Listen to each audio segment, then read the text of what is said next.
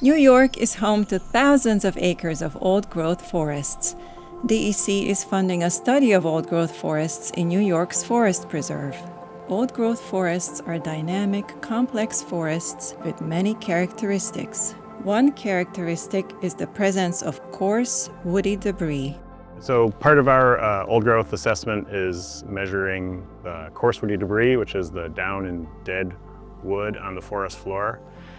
And we use a 50-meter tape measure to set up our transect. And then wherever that tape measure crosses a piece of down wood greater than 3 inches in diameter, we record its diameter, species if we can, and decay class.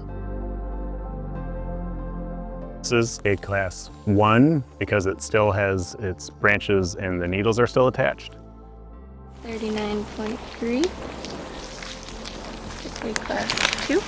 So this is a 2 because it still has its bark attached, and you saw Abby poke at it and it was a little soft, but her fingers didn't sink into it. And that's a 3 because it's mostly missing its bark. It's a little spongy still, but you can still identify what species it is. Sometimes species identification requires a little bit of investigative work, looking at where the stump is from the tree or looking for pieces of bark to determine its species. So this is a 4 or a 5. It's pretty much totally rotted through. You can stick your hand into it. It's also acting as a nurse log. So you see that there's lots of plants growing on it. And probably if we look hard enough, we could find a little tree germinating. So here's a white pine germinating on that decay class 4 log that we just looked at.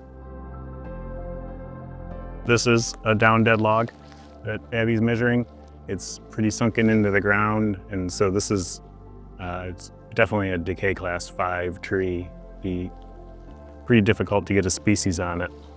Coarse woody debris is typically much higher in an old growth forest. It's a process that takes a long time.